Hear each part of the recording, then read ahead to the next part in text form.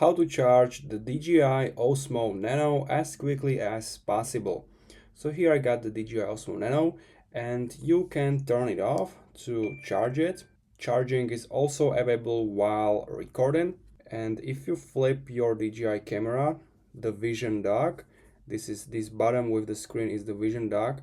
Here is this little lid, just open it, and here you can plug in your C cable which comes with your camera. So I got here the double C cable, one here and one to your charging station. And now you can see it's charging, but it's charging only the vision dock because my camera is 100%.